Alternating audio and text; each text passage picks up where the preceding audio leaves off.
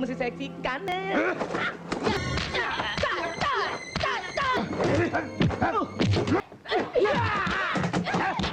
Sombong.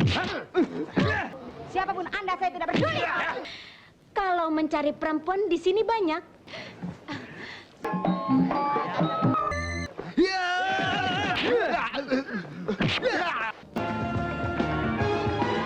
Dasar perempuan jadi-jadian, setan. Ayo sini kamu.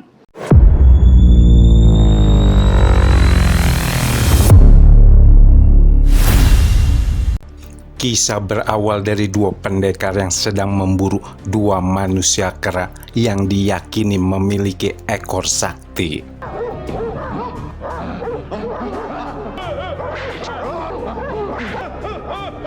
Kedua siluman kera tersebut pun berhasil dihabisi. Kemudian ekor keduanya pun dipotong. Namun naas, kedua ekor milik manusia kera tersebut hidup dan bagai cambuk yang kemudian melilit kedua pendekar pemburu sampai tewas.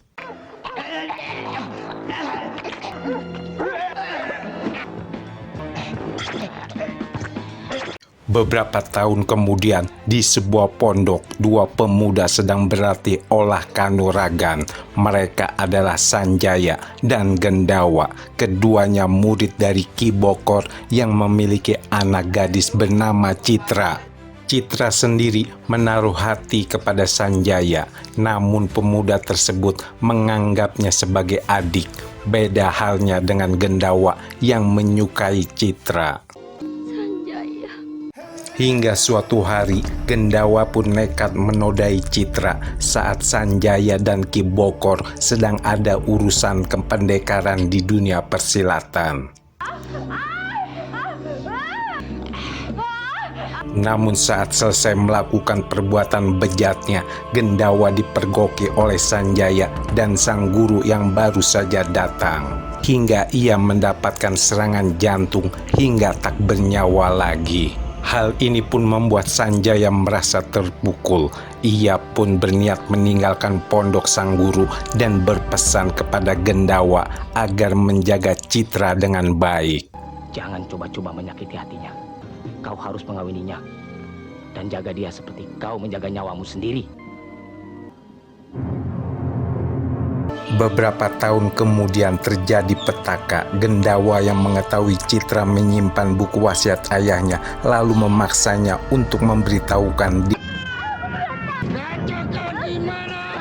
Suruh dia mana gitu. Citra pun mengalami.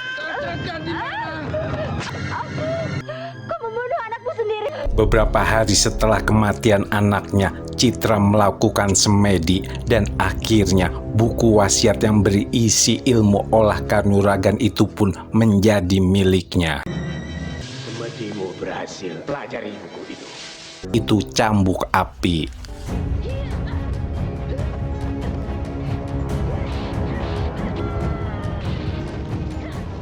Sementara itu di sebuah kedai sekaligus penginapan, nampak Gendawa sedang mencari hiburan dengan para pelayan di tempat tersebut.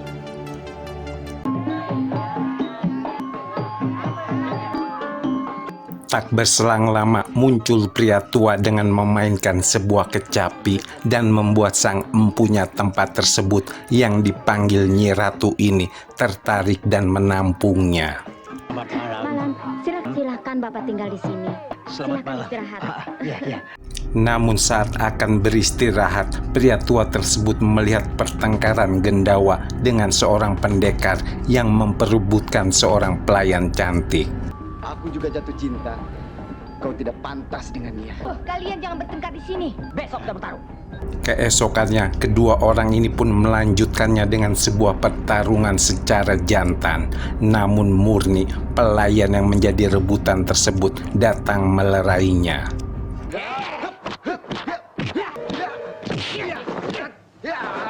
Cukup.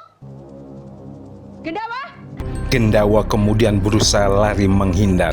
Citra yang dendam kepadanya langsung mengejar suaminya tersebut, namun ia kehilangan jejak.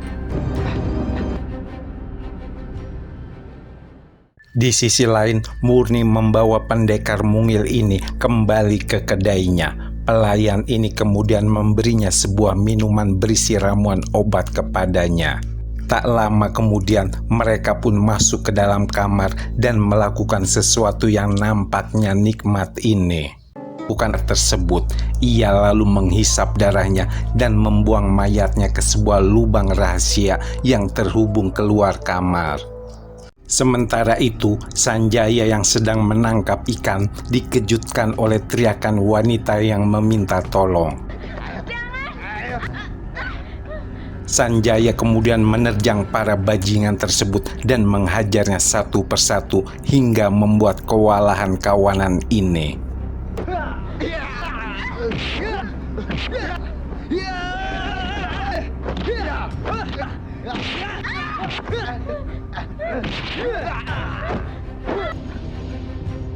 Kembali ke kedai dan penginapan milik Nyi Ratu, terlihat Citra datang untuk mencari Gendawa. Tak berselang lama, muncul seorang. Melihat kesombongan orang tersebut, apalagi membuat meja di hadapannya hancur, Citra pun tak tinggal diam. Namun belum sempat mereka adu ilmu, muncul lagi pendekar lainnya. Adik perempuan saya hilang. Dia dibawa kemari. Diculik. Jawab dengan jujur. Atau ku hancurkan tempat ini. Nyi Ratu pun akhirnya berusaha menenangkan keadaan.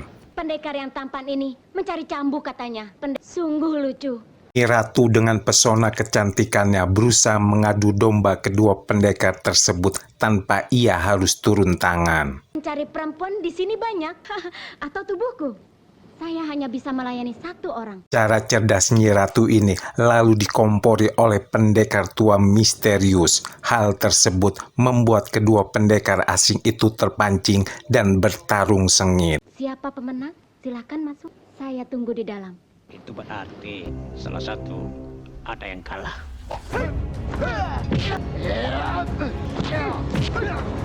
Pria tua misterius pemilik kecapi ini menyelinap mendekati pertarungan. Lalu ia memainkan kecapi tersebut dan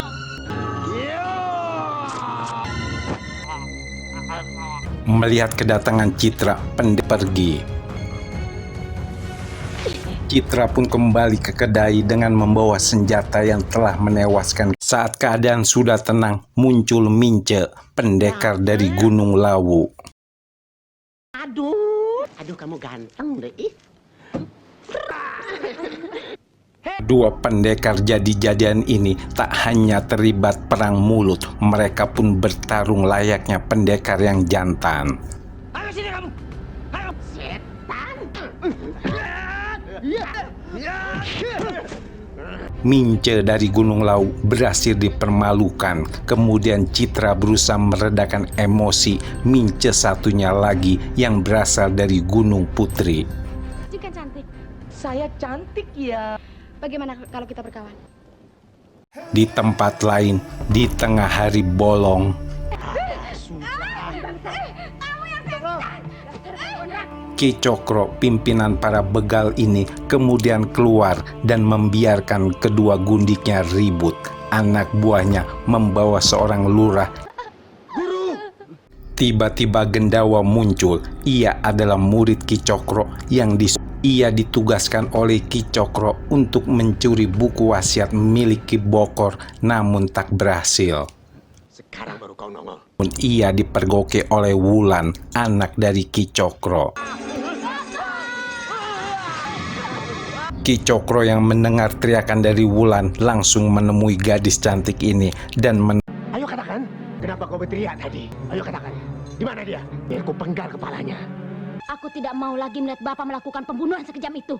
Untuk sementara nasib Sanjaya aman. Menjelang malam, ia malah kembali mengintai dan nampaknya terpikat oleh kecantikan. Ia yang sudah merasa curiga dengan tempat ini, kemudian menyelinap dan menemukan ruang rahasia di mana ada beberapa gadis cilik disekap. Tak hanya sampai di situ, ia kemudian mengintip ke kamar Nyi Ratu.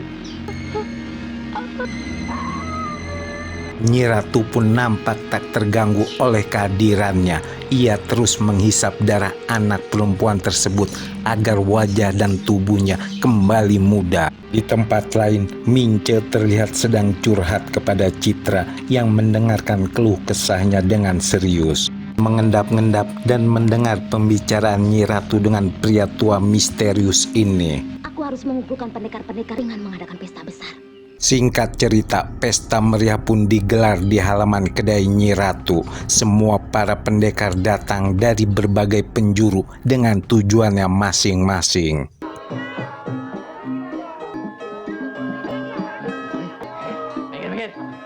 Begitu juga dengan Ki Cokro bersama rombongannya, termasuk Gendawa. Tua Bangkot ini langsung bikin perkara. Ia mencari Nyi Ratu untuk melayaninya. Aku mau Nyi Ratu itu melayani aku. Keadaan semakin tegang dengan kehadiran Mince dan Citra. Pesta pun menjadi ricuh, kacau dan antar kelompok pendekar. Sepenjuru kedai dan halamannya terlihat baku hantam yang seru.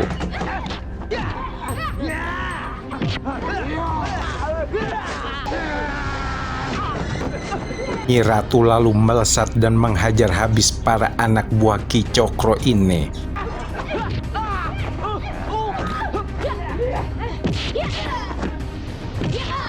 Melihat para anak buahnya dibabat habis, Ki Cokro pun turun tangan dengan senjatanya.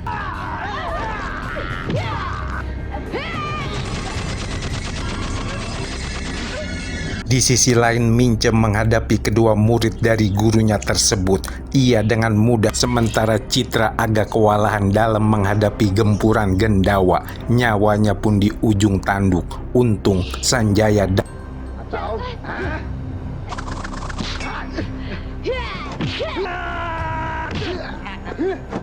melihat Gendawa terhempas, Citra pun langsung menghampirinya dengan jurus-jurus mematikan dan membuat Gendawa kali ini kewalahan. Citra kemudian mengeluarkan lehernya dan menghempaskan suaminya tersebut. Belum mati juga ya?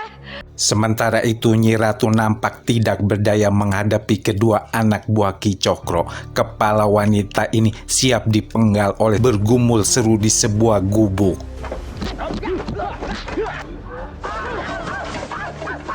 Guru jahat, seremnya, hukum karma berlaku, rasakan. Terputus oleh senjata gurunya tersebut. Ki Cokro murka dan langsung melemparkan senjatanya ke arah Citra yang dihalau dengan cambuknya. Di sisi lain, pria tua misterius berjibaku melawan pendekar yang membawa ular ini. Tubuhnya tak berdaya terbelit ular sang lawan.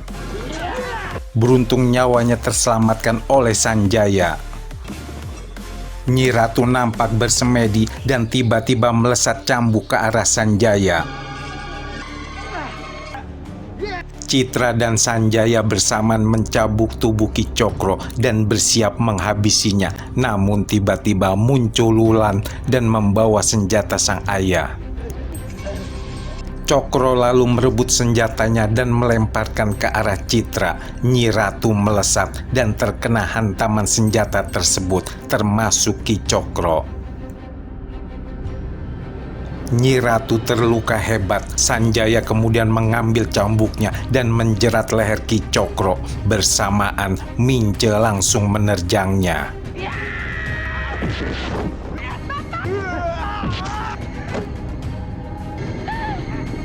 Nyi Ratu sebelum menghembuskan napasnya membuka rahasia bahwa Citra adalah cucunya, sedangkan Sanjaya adalah anak dari pria tua misterius ini.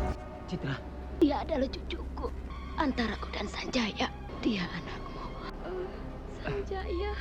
Akhirnya alur cerita film Cambuk Api ini pun berakhir. Terima kasih, sampai jumpa kembali di alur cerita film jadul lainnya. Salam jadul, mantap.